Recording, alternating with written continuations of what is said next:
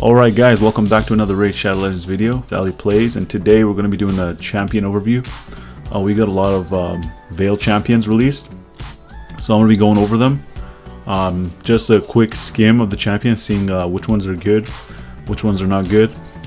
Yeah, let's get started. So the first champion I'm going to go over is a legendary champion that a lot of people are saying is very overpowered. Personally, I think he's very good. Let's go over him. Where is he? So his name is Vizier of Velis. He's part of the Dark Elves faction. So people are saying he's OP because he has a 50% chance of increasing the duration of all debuffs by one turn. I don't think it's an issue because he's a legendary champion, so that's fine. He has a triple hit on his basic attack, so you can see that he's very good for clan boss. Yeah, as you upgrade it, it's going to be 50% chance of increasing the duration of all debuffs by one turn. He's an attack champion, so it doesn't really matter for clan boss if he's attack or not. He has a double hit on his A2.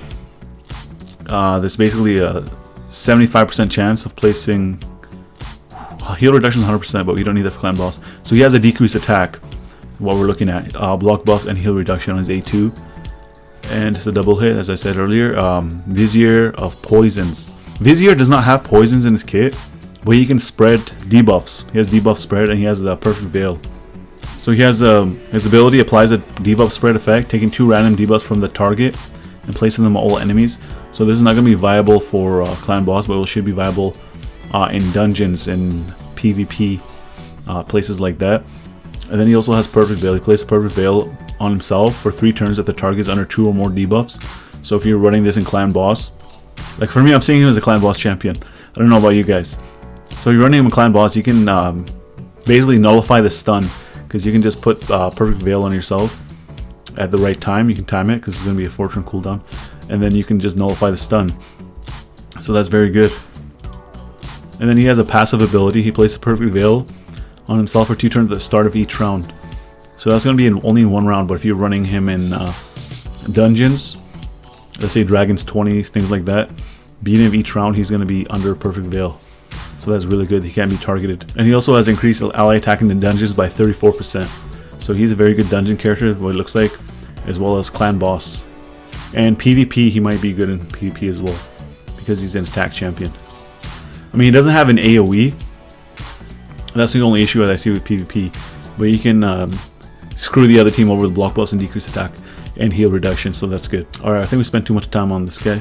Personally, I think he's the best champion that they released on this list. Next up, I'm going to the High Elves. So we got Annika.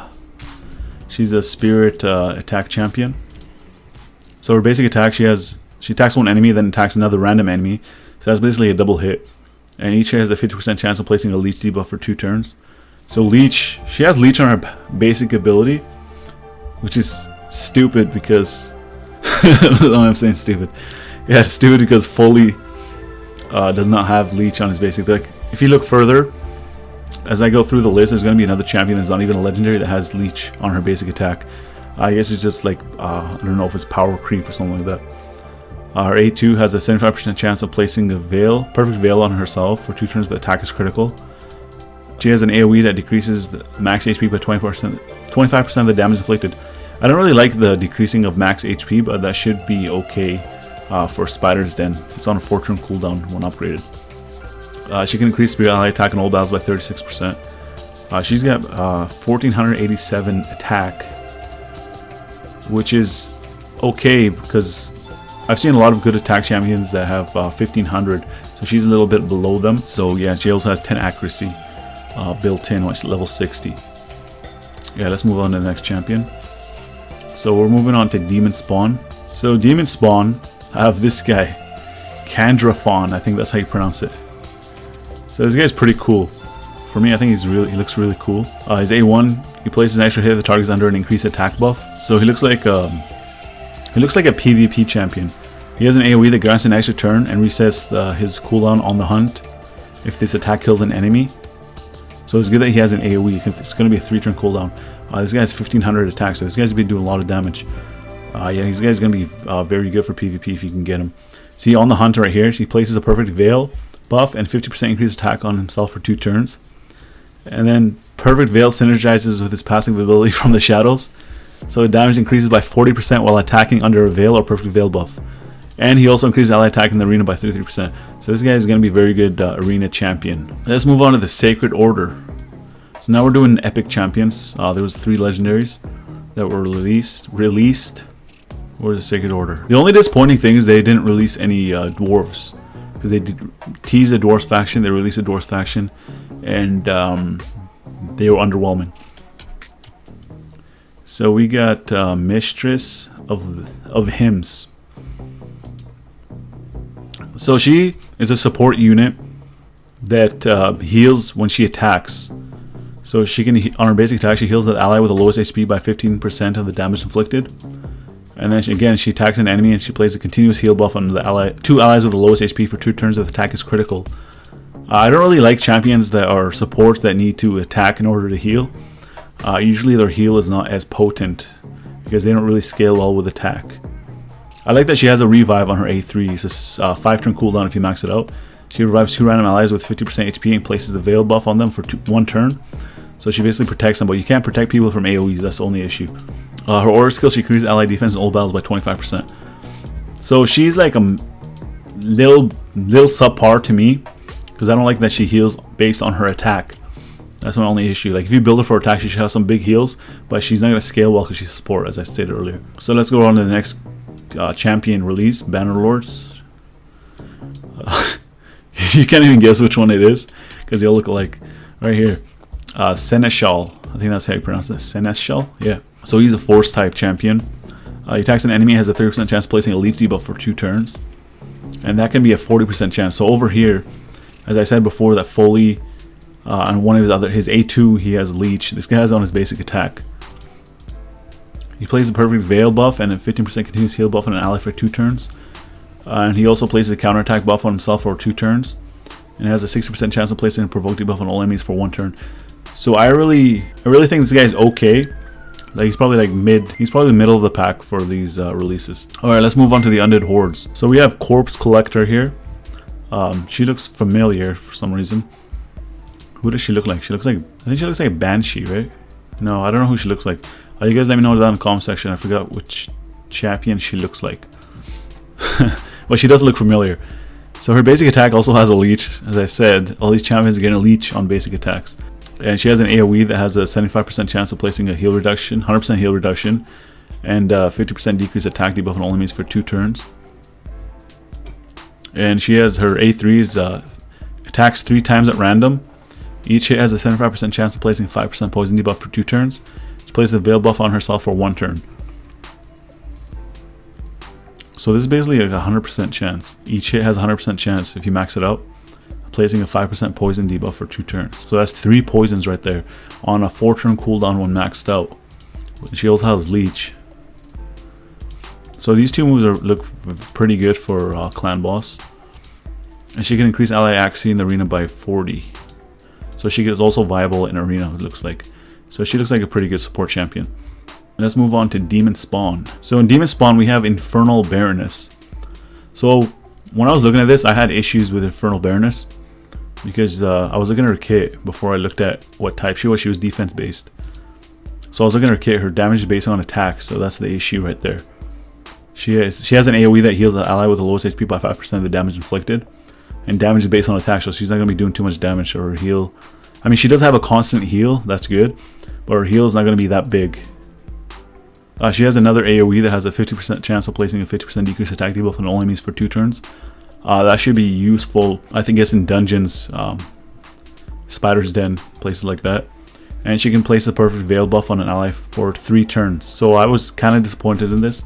If they can make her defense based, she'll be much better. Maybe people are going to say she's going to be overpowered, but I think she is she looks like she's underperforming right now. Well, we have to test her out, but that's what it looks like to me. So let's move on to Knight's Revenant, where we have Necro Hunter. Right here, Necro Hunter. So this guy has 1,398 attack, which is pretty good, especially for an epic champion. So with A1, he attacks the enemy twice, and each hit has a 50% chance of placing a 60% decreased defense debuff for 2 turns. His A2, he attacks one enemy and has a 50% chance of attacking all enemies with an extra hit. Like his kit is, I think it's like, it's very well designed. I mean, it's nothing like too big. Like this is pretty good. He can attack all enemies with an extra hit. Attacks an enemy, places a perfect veil buff on himself for 2 turns if the attack's critical. So for me, I really like this champion, Necro Hunter. He looks like he can deal a lot of damage. Also can AoE on a 3-turn cooldown. And he can decrease defense. So I like this guy. So now we're done with epic champions. Let's move on to the rare champions. We have Hill Nomad. So she's a support champion. Her A1 has a 50% chance of placing a 25% decrease attack debuff for 2 turns. 25% is not that much, but she is a rare, so that's okay. She has a continuous heal buff that she can place on an ally for 2 turns. I don't really like continuous heal. And she can place a veil buff on an ally for 1 turn and increase attack buff for 2 turns. She also places a shield buff on herself. She also places a shield buff on this champion equal to 20% of their max HP for 2 turns. So she doesn't look like she's very good for a support unit. We'll just have to see. Okay, Steadfast Marshal, Rum Bannerlords again. So this guy is really good. Of course they put him under Void because he's really good. He's a rare champion. So this guy is HP based. He's got 20,640 HP, base HP at level 60. So he has his A1, he attacks an enemy, has a 50% chance of placing a provoke debuff for 1 turn if the target's max HP is lower than this champion's. So that's going to be very often, man. 60, 70, 75% chance of placing a provoke debuff for 1 turn. So that's going to be pretty often because he's HP based. And it's very good building this guy with HP based because it's got double dips. He's got damage based on HP. And then he can also increase his own defense on a 3-turn cooldown if you max it out. And he grants himself an extra turn. And this is what I really like right here. This is a 3-turn cooldown. He places a veil buff on all allies except himself for 2 turns. So imagine how good this guy is going to be in dungeons. This guy looks like he's going to be very good in dungeons. So he's probably going to help a lot of people complete the higher level dungeons. So yeah, this guy is one of my favorites that was released. Let me know if you guys agree in the comment section. Alright, so that's it for the champions that were released. And as I said earlier, unfortunately they didn't release any dwarfs. There's also one other thing that I would like to go over. I would like to go over this video that was released by Plarium on their Twitter account. So it looks like there's some new environments. They're like teasing next update. And over here, I think those are glyphs on the, what is it? It's like a ritual altar or something like that. It looks like there's some glyphs over here. So I guess they're teasing glyphs releasing soon. And I think that's a piece of the new clan boss. Because the new clan boss is going to be a serpent type. Maybe like a hydra or something. Yeah, see that? That must be the location of the new clan boss. And then over here we got the clan boss. Well, a piece of it. So my theory about the new clan boss is that... So my theory about the new clan boss is going to be an AoE type of battle. Where you have to like knock down heads before you can hit the main target. That's what my theory is. And the reason why I think they're going to do that is because they don't want people using the same clan boss teams that they currently use on the, I don't know what is it, the Demon Lord. So they don't want people using the same ones. So the best way to monetize it is by making the fight completely different where you got to invest in new champions. So that's what I think they're doing. Let me know down in the comment section if you guys agree with this. If you agree that they're going to be doing that. So before we end the video, we do have double drops on Ancient Shards. So my advice is for new players to actually use the Ancient Shards. Because double drops on Ancients, not on double chance, I mean. So it's double chance on Ancients, not on Sacred Shards or Voice Shards. So Ancient Shards are relatively easy to get.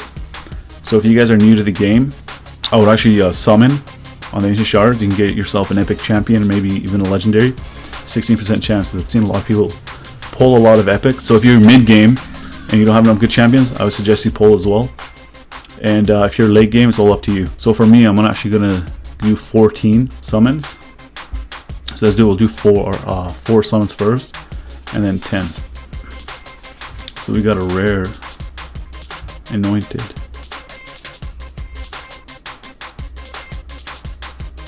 Another rare. Yeah, we're not getting good champions so far.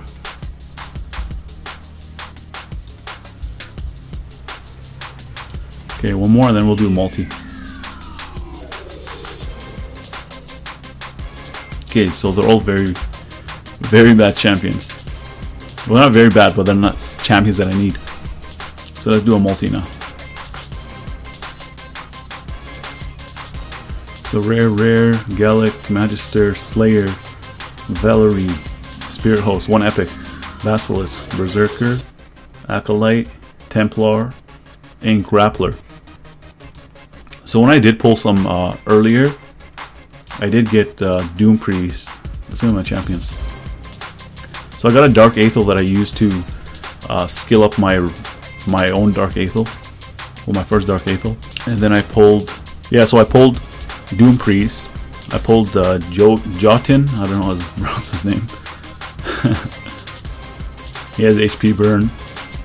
Yeah, this guy's not that good, but I did pull him so I can save him in my vault for potential fusion in the future. And then I have a lure. I pulled her as well. And I also pulled Jingle Hunter, which is I'm not going to use because I don't need to use him because I have Gorgoreb and I also have this guy right here. So I'm actually going to do a guide on this guy in the future, so you guys can stay tuned for that.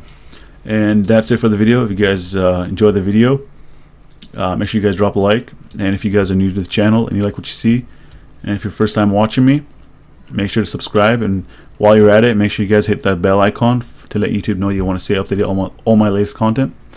And as always, I want to thank you guys for watching, and I'll see you guys in the next video.